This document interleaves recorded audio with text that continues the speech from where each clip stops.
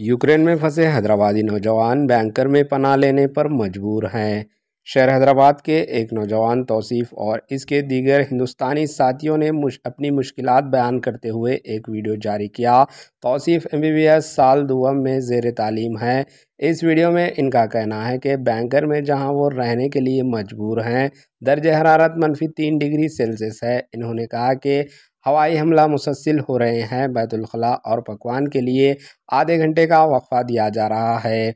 इन्होंने कहा कि राशन की कमी का इनको सामान है क्योंकि सुपरमार्केट्स भी बंद हो गई हैं। इन तलबा ने हिंदुस्तानी हुकूमत से अपील की कि जल्द से जल्द उनको जंग-ए-ज़द मुल्क से हिंदुस्तान महफूज तरीके से पहुंचाया जाए।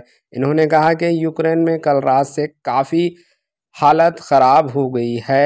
इन्होंने कहा कि वो बैंकर छोड़कर नहीं जा सकते क्योंकि इनके सीनियर इनको ऐसा करने से रोक रहे हैं। ऊपर बमबारी की वजह से खिड़कियों में अर्ताश पैदा हो रहे हैं और बमों के गिरने की आवाज़ें आ रही है।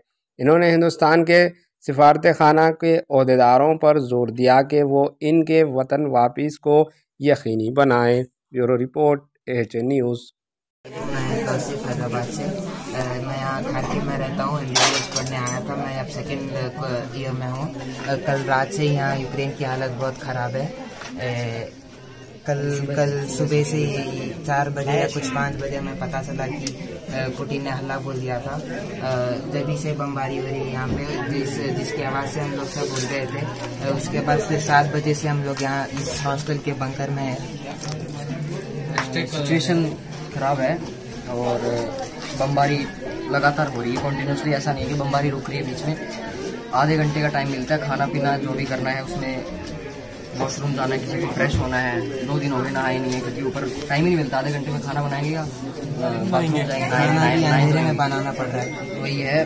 और गवर्नमेंट की तरफ से कोई रिप्लाई नहीं है। वही है, एम्बेसी नोटिस डालती रहती है कि हाँ इवैक्यूएशन ट्राई कर रहे हैं। अभी हमारी साइड से कोई ऐसी लग नहीं है, हमारी साइड से कोई हम जितना सपोर्ट मांग रहे हैं उतना मिल नहीं रहा है।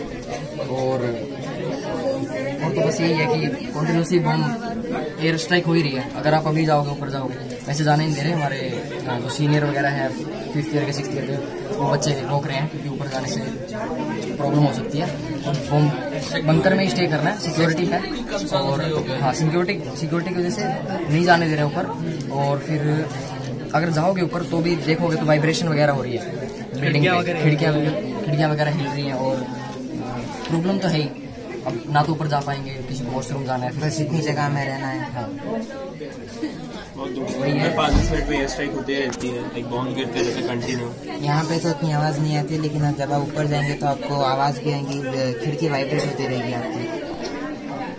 डर का माहौल है भाई। ये जो है भाई, इंडियन एम्बेसी से दोबारा रिक्वेस्ट है कि आप करवाएं, बस उन लोग से जल्दी इवैक्यूएट करवाएं। हमको यहाँ उन्होंने स्टार्ट किया है, लेकिन वो बॉर्डर पे स्टार्ट किया है, पोलैंड वगैरह जो कि वेस्टर्न साइड पे है, वेस्टर्न साइड पे, लेकिन हम टोटली ईस्टर्न साइड पे है।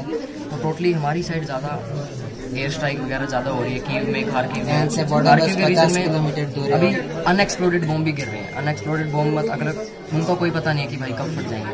जो अनएक्सप्लोडेड है ऑटोमेटिक वो होता है एक्सप्लोशन वाला। मेट्रो में शेल्टर दे रखे हैं लोगों के, स्पेस नहीं मिल रहा, लोगों को घर नहीं मिल रहे, शेल्टर मिल नहीं रहा है, कहाँ पे जाएं? मेट्रो में भरे पड़े हैं। इवैक्यूएशन के लिए क्या बोलना चाह रहे हैं? इवैक्यूएशन का जब पूछा तो नोटिस डाला था इन्होंने इवैक्यूएशन के लिए कि भाई इवैक्यूएट करवाएंगे। कल डाला था इन्होंने सुबह। कल जब से बमबारी हुई थी उसके बाद से इंडियन एम्बेसी ने नोटिस डाला कि इवैक्यूएशन होएगी। हमारे AHA न्यूज़ को सब्सक्राइब करिए ताकि आपको नोटिफिकेशंस आती रहे वक्त पर।